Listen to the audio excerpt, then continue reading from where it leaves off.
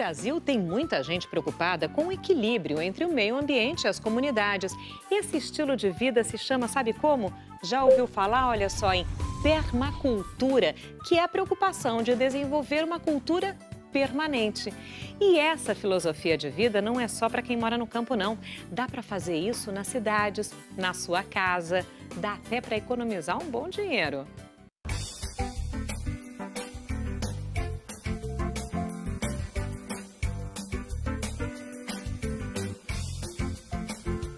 O objetivo principal dela é a ocupação humana sustentável. Então, quando a gente fala de ocupação humana, a gente está falando de moradia, a gente está falando de produção alimentar, de geração e consumo de energia, oferta e tratamento de água. Salve, eu sou o CJ, idealizador do IPOEMA, que é o Instituto de Permacultura aqui de Brasília, e sou também o idealizador desse workshop, Escolhas Sustentáveis. E eu queria começar lembrando que esse workshop tem a intenção de compartilhar aqui, por meio da internet, 20 anos de experiências, estudos, experimentações, enfim, vivências minhas, em busca de uma vida de menor impacto, em busca de uma vida mais sustentável, educando meus filhos, difundindo essa ideia. E esse workshop, então, ele tem essa intenção. E eu queria lembrar que é uma série de 3 vídeos. Esse é o 2º episódio, então se você ainda não assistiu o primeiro episódio, eu peço que você encontre um link aqui nessa página com o primeiro episódio e assista. Se trata de uma ideia concatenada entre os episódios, então realmente te peço encarecidamente que você assista também ao episódio 1, beleza? Como eu falei lá no episódio 1, eu sou professor e eu não estou aqui atuando nem decorando o texto, então eu tenho alguns tópicos que eu vou aqui olhando, como se eu realmente estivesse em sala de aula, que é o que eu faço há 16 anos, né, no mundo físico, inaugurando aqui essa presença no mundo online, no mundo digital. E antes de mais nada, eu queria, de um modo bem objetivo, dizer para quem é esse workshop. Esse workshop é para pessoas comuns, né? Pessoas comuns, o que eu quero dizer com isso? Pessoas que moram na cidade, que trabalham, que fazem compras no supermercado, que andam de carro, tá? Pessoas comuns que queiram fazer a sua parte para garantir qualidade de vida, bem-estar, saúde para os seus filhos e netos, enfim, para as gerações futuras. Pessoas que têm a tal consciência ambiental, mas não sabem exatamente como botar em prática, transformar isso em ações concretas no seu dia a dia. Então esse workshop é também para pessoas que querem, de modo simples, ter atitudes mais ecológicas, né? Uma vida mais ecologicamente correta. Serve também para pessoas que querem só diminuir gradualmente os seus impactos ambientais em relação a temas como aquecimento global, desmatamento, né, geração exagerada de lixo, diminuir o seu padrão de consumo, tudo isso a partir de uma conduta simples no seu dia a dia. Então, se você acha que esse workshop é para você, eu te peço que fique comigo, acompanhe esse vídeo, mais uma vez. Volte para o episódio 1, né? E fique atento. Se você está assistindo sem ter se inscrito, se inscreva para receber informações e mais materiais. Você vai ser avisado do vídeo 3, beleza? Bom, eu estou gravando isso aqui de casa. Como eu falei também no episódio 1, não estou dentro de um estúdio. É uma coisa bem honesta e transparente, bem verdadeira. Então eu estou aqui na minha varanda de casa. É um prazer ter você aqui para esse episódio 2. Lá no episódio 1, eu contei um pouco da minha história. E dentro da minha história, eu contei que eu sou permacultor. O que me faz ser um buscador da sustentabilidade é o fato de eu ser um permacultor. Permacultor é aquele ou aquela que pratica a permacultura. E aí, obviamente, eu precisei definir o que é permacultura, que para mim é o que orienta, o que norteia a minha vida há 20 anos. A permacultura ela surge como uma metodologia, mas para pessoas como eu, que se aprofundam nisso, acaba se tornando uma filosofia de vida. E lá no episódio 1 eu comecei explicando a formação da palavra, que é a junção de cultura e permanente. Cultura no sentido pleno, a cultura humana, nossos hábitos, nossos valores, o jeito que a gente faz as coisas, e permanente enquanto sinônimo de sustentável. Ou seja, que a gente tenha uma cultura, um jeito de viver sobre este planeta, de um modo que possa perdurar esse jeito ao longo do tempo, por tempo indeterminado, para as gerações futuras. O que hoje não é possível, a gente sabe que hoje os recursos estão se exaurindo, o equilíbrio ecológico está se exaurindo e a gente põe em risco a própria continuidade da espécie humana no planeta. Bom, dentro disso, eu defini a permacultura como sendo uma metodologia para o planejamento e execução de ambientes humanos sustentáveis. O que significa ambientes humanos sustentáveis ou ocupações sustentáveis? Significa que tudo que a gente faz no planeta, a gente faz sobre o território do planeta. Então a permacultura ela é uma metodologia de design para a gente desenhar bairros, cidades, chácaras, fazendas, vilas, até lotes residenciais, e os princípios são replicáveis até em apartamentos ou quadras residenciais, tá? Então, ela surge como uma metodologia de design para que a gente possa planejar e ocupar o território de um modo sustentável, porque tudo aquilo que a gente faz sobre o planeta, a gente faz sobre o solo do planeta, sobre o território do planeta. E eu reforcei também a importância da gente estar conversando isso aqui tete a tete, pessoa para pessoa, porque ainda se pensa muito a sustentabilidade como um tema político, como um tema para as grandes corporações, para os governos. E o que eu tenho reforçado bastante é que nós, pessoas, cidadãos comuns, somos elo da cadeia de insustentabilidade, né? A gente é o destino final de toda a cadeia de insustentabilidade que a gente fala. O ser humano está degradando o meio ambiente, o ser humano está acabando com a natureza, as indústrias são poluentes, né? Usa-se muito carro e polui. Quem é que usa o carro? Quem é que consome o que a indústria produz? Somos nós. Então eu reforcei no episódio 1 essa importância da gente, pessoa, tá tratando desse assunto e principalmente tá transformando o nosso modo de viver, portanto a nossa cultura desde já. Só para exemplificar um pouquinho mais como é que a gente está tão atrelado a essa cadeia de insustentabilidade, para pensar um minuto. De onde vem a sua comida hoje? Você que está me assistindo da cidade. De onde vem a sua comida? Na grande maioria das pessoas que estão me assistindo, elas vêm, para nós, até chegar na nossa casa, do supermercado. Qual é a cadeia produtiva para esse alimento chegar num grande supermercado? Ele começa lá no campo. O que acontece inicialmente no campo? O desmatamento. Primeiro passo da agricultura convencional é desmatar a vegetação nativa. Então, quando a gente fala que estamos acabando com o Cerrado, estamos acabando com a Amazônia, grande parte disso é para produzir, né, a parte do nosso alimento. Mesmo em pequena escala, continua sendo feito desse jeito. Então, existe hoje o conceito de agronegócio, que é a grande agricultura, principalmente para crescimento econômico, né, exportações, commodities, e a pequena agricultura. Porém, ambas são feitas com o mesmo princípio. Monoculturas, desmatamento da vegetação nativa.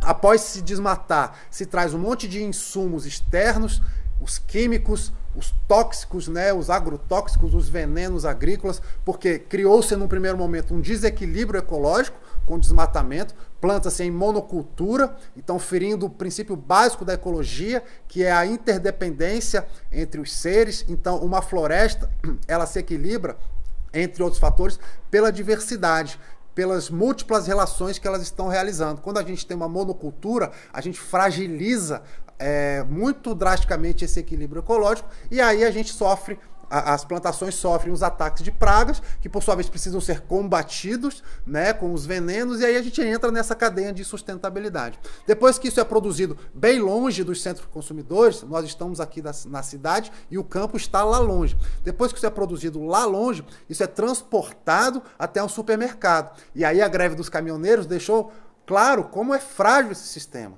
porque se não tem caminhão para trazer a nossa comida, nós aqui na cidade podemos ficar simplesmente sem comida, porque há o desabastecimento nos mercados e nós, enquanto consumidores, ficamos à mercê da nossa alimentação está toda lá na estante nos esperando. Então, após chegar no mercado, nós vamos lá e aí sim nós temos acesso a esse produto dentro de um grande supermercado, concentrador de renda, né? Isso não é distribuído, grande parte do lucro fica com o dono do supermercado, com o dono da indústria alimentícia que beneficiou e uma pequena parte chega para o produtor lá no campo. Então tem toda uma complexidade socioeconômica envolvida nisso, mas o fato é que nós somos o último elo dessa cadeia de insustentabilidade. E o que eu tenho frisado é que assim como nós somos parte responsável, corresponsável pela cadeia de insustentabilidade, nós precisamos nos transformar parte responsável pela mudança, pela construção da cadeia de sustentabilidade. E eu deixo claro lá no episódio 1 também que não é fácil, porém, as atitudes de escolhas, elas são mais simples do que parece. Então a gente ter uma vida sustentável de uma hora para outra realmente não é fácil. Eu admito isso para você. Tanto é que eu estou há 20 anos buscando isso e eu não sou uma pessoa 100% sustentável, estou longe de ser autossustentável e nem é a minha meta. A minha meta, e é o que eu quero te passar, é que a gente vá fazendo escolhas sustentáveis. Daí essa concepção. Depois de estudar permacultura, agroecologia, agrofloresta, eu acabei compilando esse conceito aqui de escolhas sustentáveis, porque eu acho que é o mais viável, o mais exequível por enquanto. E é algo fundamental, porque essa mudança ela é tão profunda, é uma mudança cultural tão profunda, que ela vai se dar única e exclusivamente a partir do modelo, a partir de um sistema educacional dentro de casa, dentro do nosso lar e também nas escolas, mas que mostre pelo modelo. Porque grande parte da educação ambiental hoje ainda é pautada no que não pode. O que a gente não pode fazer? Não pode jogar lixo na natureza. Mas como é que a gente faz para parar de gerar tanto lixo? E uma vez gerado o lixo, o que a gente faz com esse lixo? Então a gente parte para uma educação para a sustentabilidade, que é o que propõe a permacultura, e é o que eu estou propondo com esse nosso workshop Escolhas Sustentáveis. Bem, como eu já te falei, eu, além de viver isso na minha vida, buscar ter a minha casa ecológica, a minha conduta ecológica, eu também transformei isso no meu trabalho, na minha atuação profissional, como engenheiro florestal, como mestre em sustentabilidade, como professor do tema, e eu optei por fundar um instituto. Eu não fui procurar emprego assim que eu me formei, eu optei por fundar um instituto para que a gente pudesse levar a permacultura, muitas vezes gratuitamente, como esse workshop, para quem não fosse, para quem não pudesse pagar para receber esse conhecimento e também para quem não sabe nem que precisa desse conhecimento. Então temos uma atuação muito grande em escolas públicas, em áreas públicas, em assentamentos rurais. Eu queria te mostrar um pouquinho disso com alguns trechos do nosso último grande projeto, que é o Águas do Cerrado. Foi um projeto de minha autoria, que eu fui o coordenador geral, o responsável técnico e até hoje é um dos grandes orgulhos que eu tenho com o Ipoema. Esse projeto ele foi realizado de 2014 a 2016. Se você não assistiu ainda o documentário inteiro, eu vou te mostrar alguns trechinhos aqui. Depois você procura no nosso canal, que é o Permacultube, no YouTube, e você pode assistir lá o documentário inteiro, que é um filme muito bonito. Beleza? Eu vejo injustiça. Eu vejo pessoas passando fome. Eu vejo os rios morrendo. Eu vejo florestas sendo desmatadas. Eu vejo desigualdade social e falta de oportunidade. Eu vejo pessoas sem água e rios poluídos. Eu vejo pobreza, vejo miséria, falta de conexão entre as pessoas e a natureza. Eu vejo muita competição. Eu vejo a mata nativa sendo queimada. Eu vejo crianças abandonadas. Eu vejo preconceito e discriminação. Eu vejo tudo cinza. Eu quero mais verde. Eu quero autorresponsabilidade. Quero cooperação. Eu quero mais cuidado com as árvores. Eu quero plantar muito mais. Eu quero mais educação ambiental. Eu quero construir um mundo melhor. Eu quero mais amor, por favor. Então, gente, o que motivou o Ipoema a fazer, promover o projeto Águas do Cerrado, é, na verdade, a própria motivação da fundação do Instituto, da criação desse Instituto, que é um Instituto de Permacultura.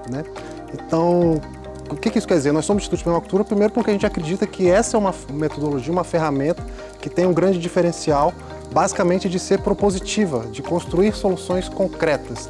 E assim é também o Projeto Águas. É essa motivação da gente transformar, a partir da permacultura, a nossa realidade. Não tem mais o que a gente ficar esperando, ficar falando dos problemas. É hora da gente olhar para os problemas, enfrentá-los de frente em promover essa transformação. Então essa é a grande motivação do Projeto Águas, né? Ser de fato a mudança que a gente espera no mundo. Então, na verdade, para mim o Projeto Águas ele é a consagração, né, de 10 anos de trabalho do Ipoema. Esse trabalho que começou numa chácara, uma família trabalhando, cuidando do seu quintal, foi crescendo, se expandindo e hoje a gente atendeu mais de 30 escolas, envolveu mais de 6 mil estudantes, deixamos todo esse legado, né, que já foi contado, de tecnologias sociais, de áreas de cerrado recuperada, de conhecimento difundido, de promoção da permacultura, né? Então é uma verdadeira consagração para o nosso instituto, né?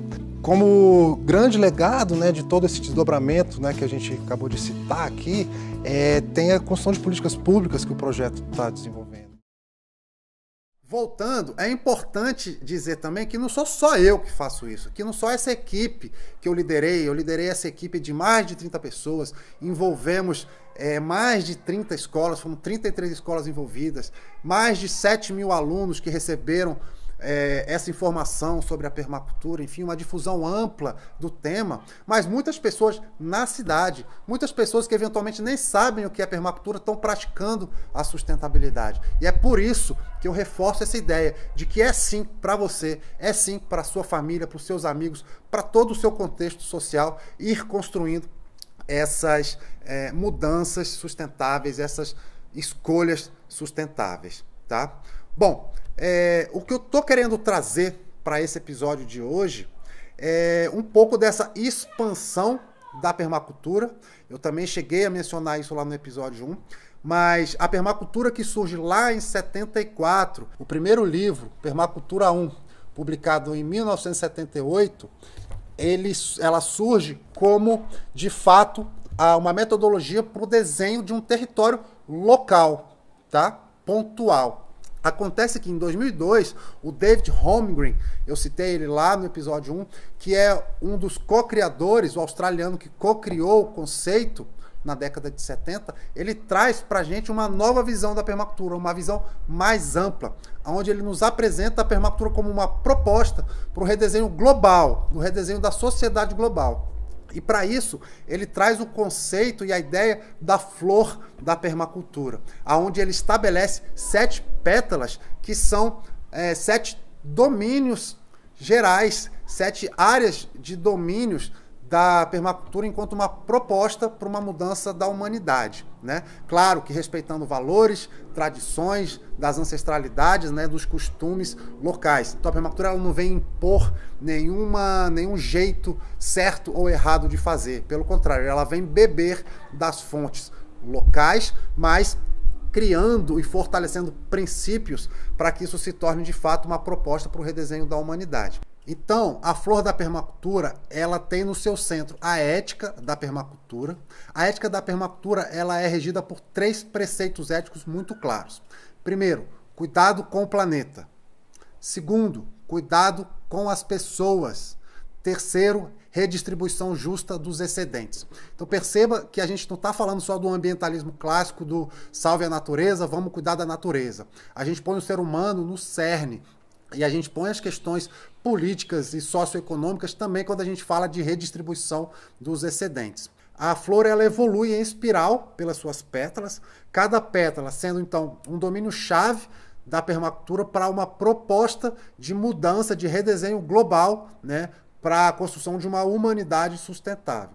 A primeira pétala é o manejo da terra e da natureza. Interessante perceber que as pétalas elas vão evoluindo de coisas que são fáceis a gente fazer do ponto de vista de uma escala local, pessoal e familiar, até uma escala mais complexa, onde a gente vai falar de fato de sociedade. Então, a primeira, manejo da terra e da natureza. A segunda pétala, então o segundo domínio-chave, espaço construído. No terceiro a gente tem ferramentas e tecnologias. No quarto a gente vai falar de educação e cultura. Então perceba que isso vai crescendo. Isso vai evoluir para saúde e bem-estar.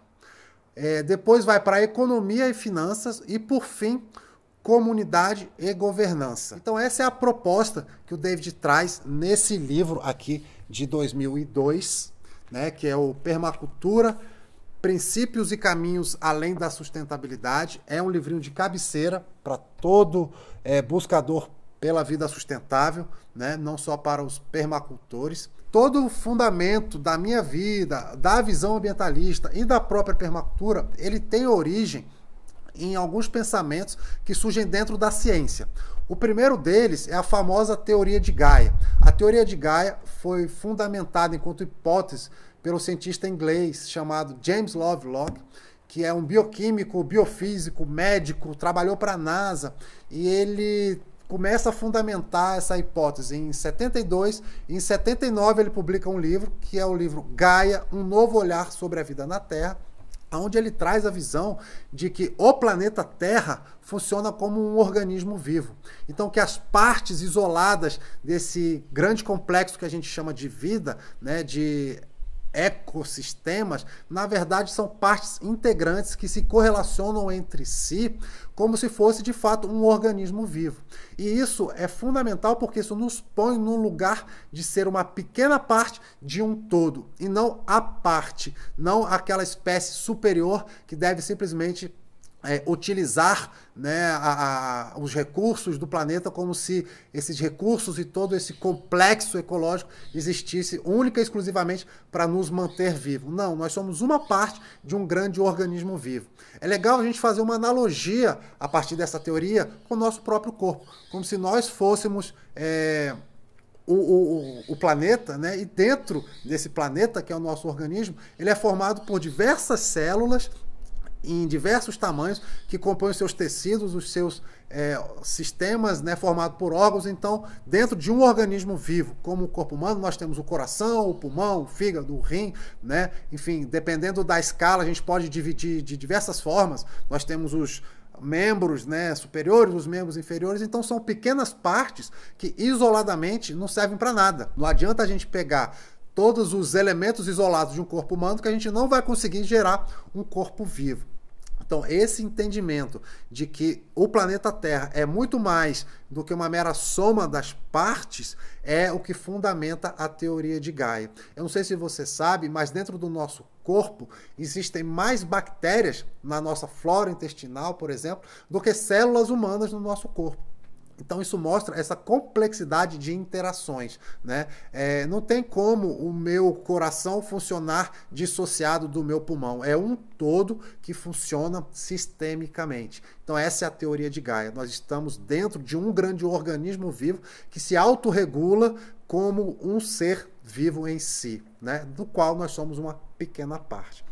Isso depois é corroborado pela visão sistêmica, que tem aí como um dos principais autores que popularizou essa visão o Fritjof Capra, né, autor de diversos livros, talvez o mais famoso seja O Ponto de Mutação, né, onde ele reforça essa visão sistêmica em contraponto à visão reducionista, à visão cartesiana, mostrando que a gente não pode olhar a vida como se fosse uma máquina, como se fosse um relógio com as engrenagens funcionando, né? De novo, ele reforça essa ideia de que o todo é muito mais complexo do que a soma das partes. Essa visão sistêmica, ela é muito reforçada e trabalhada pelo Fritjof Capra como também algo que deriva de uma visão de ecologia profunda, ou seja, a gente só vai entender esse complexo ecológico a partir do momento que a gente olhar para dentro e perceber que nós somos parte integrante desse sistema e mudar a nossa própria ecologia. A gente só vai mudar para fora depois que a gente mudar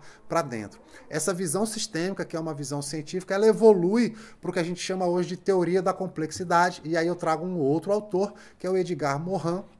E, de fato, a teoria da complexidade, hoje ela rege a epistemologia, a filosofia dessa visão do complexo que é a vida hoje, que envolve as questões biológicas, as questões socioeconômicas, as questões sociopolíticas e toda essa visão de que a gente precisa olhar para o todo, entendendo que é, de fato, um grande complexo. Isso muda fundamentalmente a nossa visão, até a psique humana, né? Quando a gente se vê como parte de um todo. E isso é fundamental na minha leitura de mundo e nessa minha busca por sustentabilidade, porque eu vivo hoje uma inquietação que é a seguinte: nós somos uma espécie inteligente, capaz de desenvolver coisas mirabolantes e fantásticas, né, da nossa capacidade de trabalhar no gene, a nossa capacidade de ter super telescópios desvendando o universo. A gente é capaz de obras de engenharia fantásticas e a gente, no entanto, vive um problema que é o que eu faço com o meu cocô? Né? Como é que eu faço para usar água sem esgotar a água? Como é que eu faço para produzir comida sem esgotar os recursos que mantêm essa própria produção? O que eu faço com tanto lixo gerado? Então a gente vive uma sinuca que põe em risco até a própria continuidade da espécie e fica preso. A minha opinião, fica preso nessa questão. A minha opinião é que tudo isso é fundamentado porque a gente está preso no paradigma da separação homem-natureza. Eu não sei se você já parou para pensar, mas qual é o nome da edificação, né, da moradia da grande maioria das pessoas no centro urbano? Apartamento. Isso diz muito, porque a gente está falando, na separação homem-natureza, de uma cultura do isolamento, de uma sociedade do isolamento. Você já parou para pensar de onde vem a palavra apartamento? Qual a etimologia dessa palavra? Ela vem da palavra apartar, que é exatamente separar. Então hoje a gente tem que ter orgulho quando tem o nosso apartamento próprio. Pense bem, a gente é isolado do nosso vizinho por uma parede de 15 centímetros, né? Então o que nos separa da casa do vizinho são 15 centímetros de tijolo e cimento, e a gente não conhece esse vizinho. E quando a gente encontra esse vizinho, a gente ainda fica acanhado, muitas vezes, no elevador de dar o bom dia para esse vizinho. Essa é a nossa cultura do isolamento, a nossa cultura do apartamento, né? E tudo isso deriva de um paradigma de separação. Nós somos originalmente separados da Terra, e a partir disso, né, a Terra enquanto planeta, a partir disso a gente constrói de fato essa cultura do isolamento. Outra coisa para sua reflexão, já parou para pensar que da hora que a gente acorda até a hora que a gente vai dormir, em nenhum momento do dia a gente pisou sobre o solo original do planeta? A gente está sempre sobre uma cerâmica, um porcelanato, né, embaixo de, né, sobre um concreto, né, pisando nisso sobre um concreto, ou num asfalto, né, e aí a gente chega na nossa repartição, no nosso departamento onde a gente vai trabalhar, né, ou na nossa empresa, e lá uma outra edificação do mesmo jeito, e quando a gente está se locomovendo, a gente está andando sobre asfaltos, dentro de um carro, com bastante aço. Em nenhum momento do nosso dia, nem o solo que a gente pisa é o solo original do planeta. E ainda se fosse, teria uma camada de borracha do nosso calçado nos separando até do próprio território do planeta. Então é um grau de artificialização muito profundo, que corrobora e mantém essa cultura do isolamento. Pense sobre isso. Eu queria trazer agora uma listinha que eu compilei de 11 atitudes simples para a gente começar a ter uma vida de menor impacto. E veja, são atitudes comportamentais. Eu não estou ainda aqui trazendo ações práticas, mas todos esses itens dessa listinha te pode levar a refletir para construir, de fato, ações práticas. Então, o primeiro item da lista, diminuir o consumo. Um consumo em todos os aspectos. O consumo seja no sentido de diminuir as nossas compras, diminuir as nossas idas aos shoppings, quanto a gente trabalhar caronas solidárias e diminuir o consumo de petróleo, fechar a torneira na hora de tomar banho, enquanto se ensaboa. Tudo isso é redução do consumo. É fundamental, né? Bom, diminuir o uso de carro, principalmente quando a gente dirige de carro sozinho. Outra reflexão, já pensou que um carro são aí 800 quilos a 1 tonelada de aço, com uma cadeia de insustentabilidade tremenda para ser produzido, e que queima petróleo para cumprir a sua função, né, que é fazer com que a gente se locomova, e a gente, no entanto, bota ali dentro dessa 1 tonelada de aço 70 quilos, no meu caso, de carne humana, né? Veja, eu não estou dizendo que eu faço todas essas ações, até porque o que eu tenho reforçado é que a gente tem que ir fazendo escolhas. Então, algumas pessoas vão escolher andar de bike na cidade. Outras pessoas, como eu, vão escolher ter uma casa feita de recursos ecológicos e locais. Então, gradualmente, a gente vai escolhendo áreas da nossa vida, né, dentro daqueles domínios lá da flor da permacultura, para ir tendo uma atuação mais concisa. Mas diminuir o uso de carro é fundamental. Terceiro item da lista, escolher alimentos que a gente descasque ao invés de desembalar. Ou seja, alimentos mais naturais e menos industriais, menos artificializados, né? escolher mais frutas, escolher mais legumes, mais verduras do que os nossos congelados e as facilidades aí dos fast food, por exemplo. Quarto item, comprar direto do produtor. Isso é mais exequível, é mais viável do que parece. Os grandes centros urbanos hoje já têm diversas feiras do produtor, normalmente são feiras orgânicas. E aí eu passo para o quinto item, comprar alimentos orgânicos, se possíveis agroecológicos, agroflorestais. Salve! Pois é, estou aqui hoje para pegar o meu CSA, que é uma cota, né, na comunidade que sustenta a agricultura. Então, hoje que eu estou falando de escolhas sustentáveis, e com essa crise aí, eu quero mostrar para as pessoas que nas cidades a gente tem soluções diferentes de ir para o supermercado ou ficar na fila, né, do posto de gasolina. Então, tá aí nos jornais de que está faltando ovos, os animais estão perecendo nas estradas, né, porque as produções são centralizadas, são distantes dos polos consumidores, e aí demandam toda essa malha rodoviária, os caminhoneiros. Então é um sistema absolutamente insustentável. Ao passo que a gente está aqui com uma produção local de hortaliças mais do que orgânicas, são agroecológicas, dentro de toda uma lógica de economia colaborativa, né, economia solidária, onde a gente compra direto do produtor. Estou aqui com o meu amigo Idalécio. Então, esse momento dessa crise é onde a gente vê desabastecimento, onde a gente vê as pessoas preocupadas de faltar comida no mercado, a gente tem essa oportunidade aqui no centro de Brasília de ter uma produção local que chega pra gente dentro da cidade, né? Eu tô aqui na Asa Norte, ele faz esse favor de trazer pra gente, então não só produz, e essa é a lógica do CSA, onde a gente sai da cultura do preço, né, da cultura clientelista, do produza para mim, né? Nós na cidade somos meros consumidores e a gente passa a ser corresponsável pela produção, não é isso, Dalés? Isso. Sexto item, evitar a produção de lixo desnecessário. Grande parte do lixo que a gente produz não seria necessário ter produzido. E aí, então, diminuindo o consumo, fazendo essas escolhas de comprar direto do produtor, escolhendo menos industrializado, a gente acaba chegando nesse sexto item e produzindo menos lixo, né?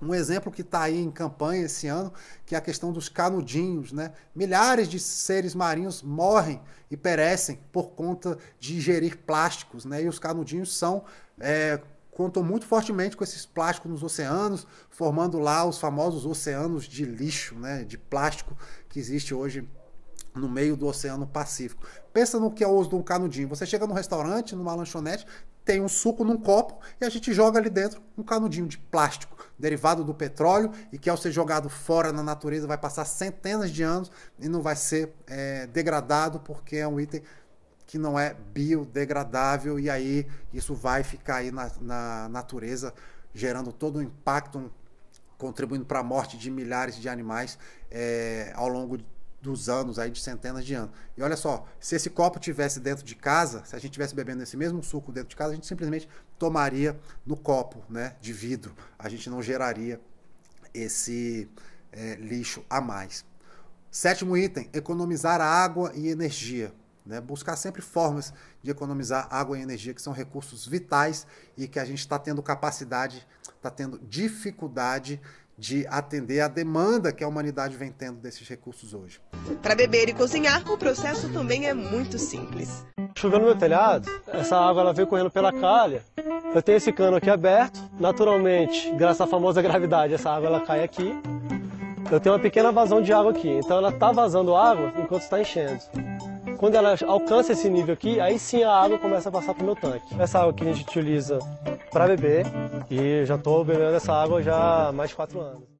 Compostar resíduos orgânicos, mesmo em apartamento isso é possível, com pequenos miocários, né? Hoje, tanto no sentido do que a gente chama aí de lixo orgânico, que são restos de comida, mas também em áreas residenciais, onde se rastela as folhas que caem das árvores e a gente toca fogo. Tocar fogo em resíduos orgânicos é uma coisa de maluco, literalmente, porque isso tem valor.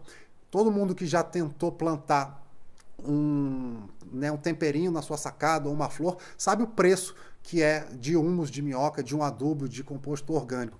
E esses restos orgânicos podem virar adubo, né? E o que a gente faz? Mistura isso e joga para o lixão. E no lixão, em vez de virar adubo, isso vira poluição. Eu resolvi aproveitar que a gente estava tirando um pouco de adubo pronto, composto pronto ali da composteira, para mostrar qual é o manejo que a gente faz aqui em casa, tá, com o nosso lixo orgânico, né? Como é que a gente composta isso. Então eu vou tentar mostrar, não sei se visualmente vai dar para entender, mas eu botei essa câmerazinha aí e vou tentar mostrar ali qual é o manejo na compostagem que eu faço. Eu quis aproveitar esse momento porque hoje a gente está tirando o adubo. Então olha só, depois de pronto, é isso aqui que fica, tá? Adubo pronto. Isso aqui é praticamente humus de minhoca, né? Um outro aspecto que é muito negligenciado quando se fala da questão da sustentabilidade, porque leva-se muito em consideração a sustentabilidade ambiental ou a sustentabilidade econômica, mas é cuidar da saúde física, mental, emocional e espiritual. Porque sem saúde a gente não vai promover mudança nenhuma. Lembra que quando a gente fala de ecologia, a gente está falando de cuidar da casa, né? E qual é a nossa primeira casa? O nosso corpo, né? O nosso próprio ser. Então, a ecologia, lembrando aqui da ecologia humana, ela começa numa ecologia do próprio ser. Então, se a gente não tem saúde, a gente não vai conseguir ser modelo de sustentabilidade nenhum. Outra coisa que muitas vezes é negligenciado quando se fala desse tripé aí da sustentabilidade financeira, no aspecto pessoal. O 10º item da minha lista é ganhar dinheiro sem abrir mão do bem-estar e da felicidade. A gente troca a nossa felicidade 8 horas por dia fazendo algo que a gente não gosta pela necessidade de ganhar dinheiro. Talvez esse seja o mais difícil de pôr em prática, mas fica como uma meta para a gente levar em consideração. Eu consegui. Quando me formei, eu não fui procurar emprego. Eu arregacei as mangas, fundei um instituto. É claro que as minhas condições de vida me favoreceram e eu consegui criar o meu próprio instituto e, de certo modo, gerar o meu próprio emprego. E eu sou um sortudo que o meu trabalho é também a minha missão pessoal, o meu propósito pessoal, a minha filosofia de vida. Mas tenha isso como meta, porque se não for saudável, não é sustentável. A gente brinca na permacultura que se não for divertido, não é sustentável. E por fim, o 11º item da minha lista é o dar bom dia ao porteiro.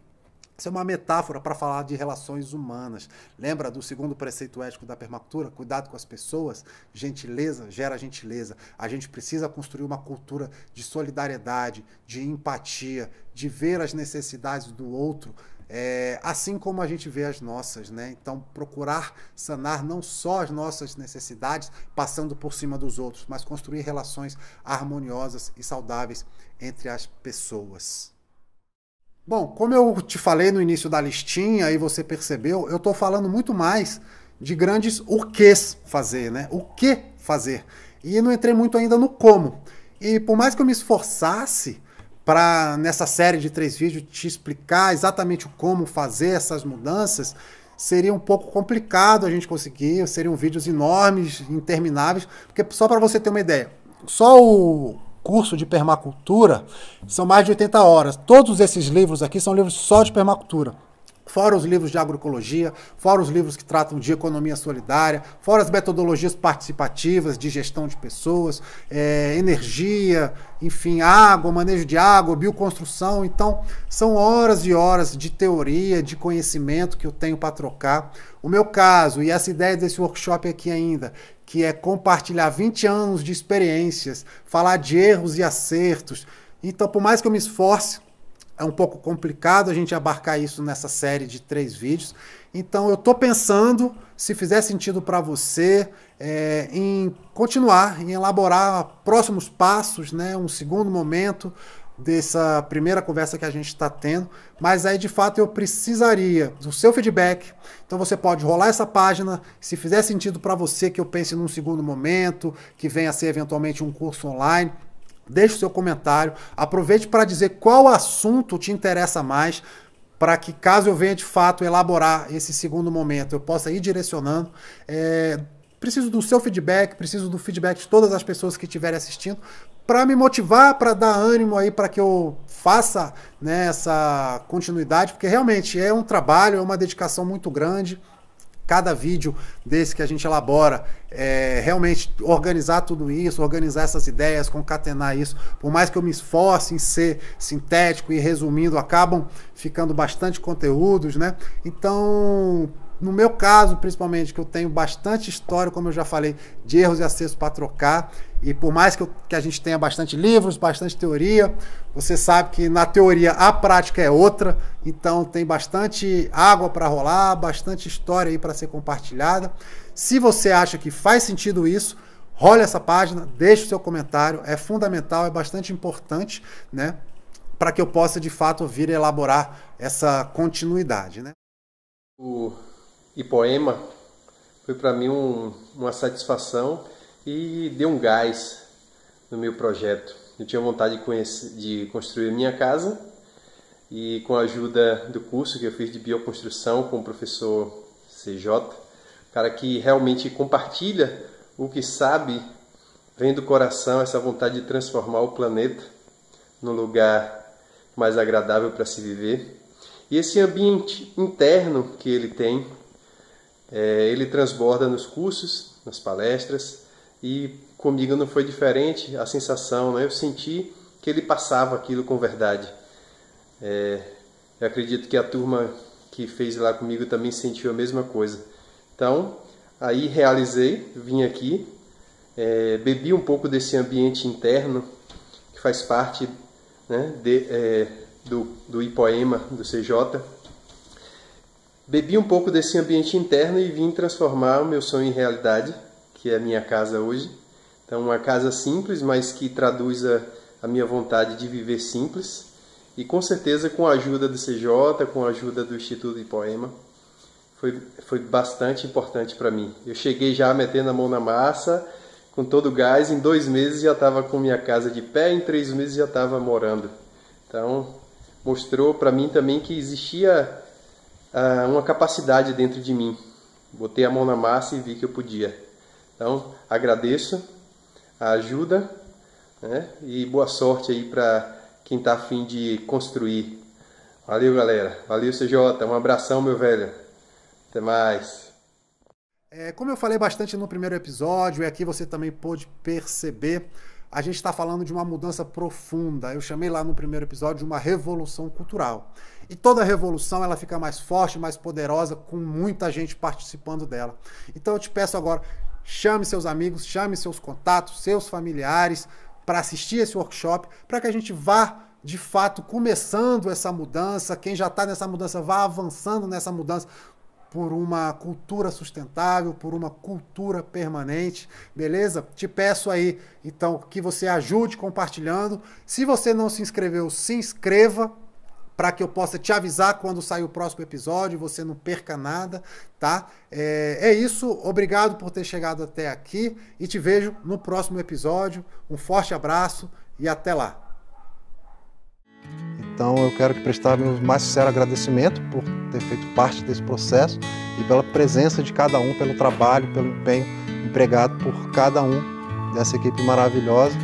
E é isso aí. A gente podia fazer uma rodinha de encerramento.